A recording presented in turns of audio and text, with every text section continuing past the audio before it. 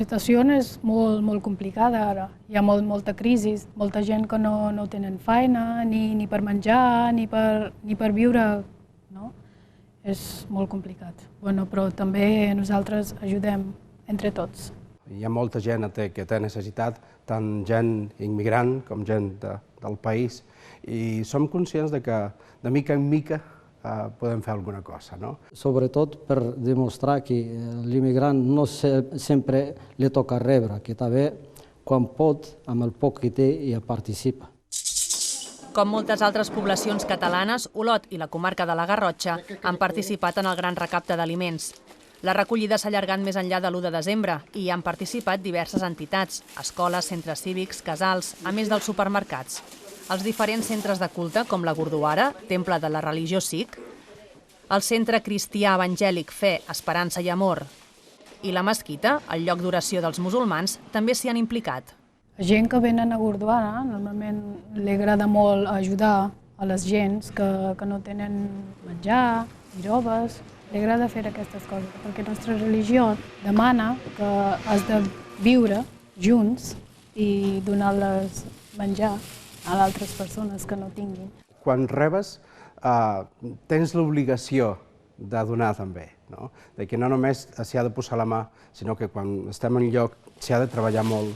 Clar, la gent de fora, quan ha vingut aquí, ha necessitat, ara n'hi ha molts que no necessiten i estan donant. L'altre dia se va apropar una dona i m'ha dit: jo he fet servir el banc d'aliments i no tinc moltes coses per donar, però del que ells mateixos me'n donen, jo vull donar una cosa, perquè clar, és un sacrifici, però sé que és molt important aportar una mica per ajudar a aixecar el país.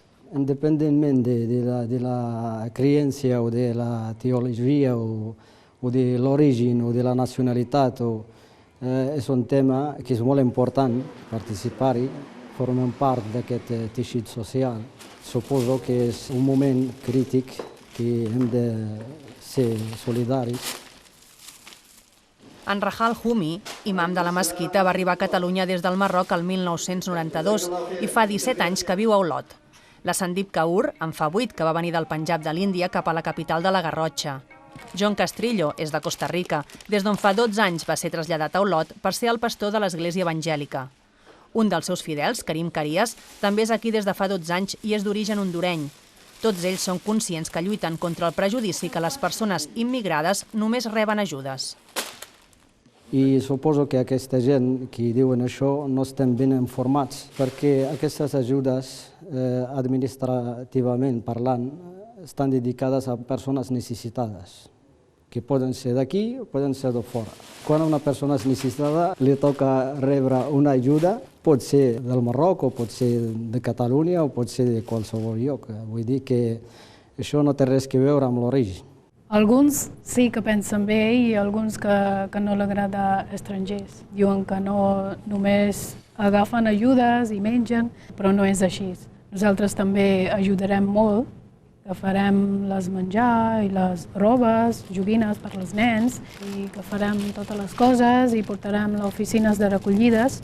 Sí que n'hi ha gent immigrant que encara mateix fa servir aquest servei del banc d'aliments, però no només gent de fora, sinó que n'hi ha gent també del país que tenen necessitats i no només els immigrants són els que s'apropen als bancs d'aliments per rebre algun tipus d'ajudes. Potser hi ha hagut 2 o 3 que se n'han aprofitat, potser sí, però d'això hi ha a tot arreu. El color de la pell o el lloc on t'ha nascut, la persona, no vol dir res. Tens els mateixos drets que un altre, tens les mateixes responsabilitats que un altre i has de complir. Te pots beneficiar en un moment d'aquells beneficis com també tens obligacions. Has de pagar els teus impostos, has d'anar a Hisenda i tal, i fer la declaració de la renta i tal. Si nosaltres contribuïm a fer créixer el país també ens hauria de tocar una mica també, no? La crisi ha afectat tothom, això és cert. Tothom, entre cometes. Sobretot el sector de la construcció. I aquí, el col·lectiu musulmà, la majoria treballaven en aquest sector, són més afectats. I aún així, quan parles amb la gent que han de ser solidaris i han de col·laborar, veus que la gent respon amb el poc que tenen. És una mica allò que diuen hoy por ti, mañana por mí, no? i també perquè la meva filla també és d'aquí, de la terra. I si la meva filla és catalana, vol dir que els catalans també són el poble de la meva filla. I si són el poble de la meva filla, són el meu poble. I sobretot trencar tòpics, que no, la immigració és negativa, que també pot ser positiva i enriquidora també.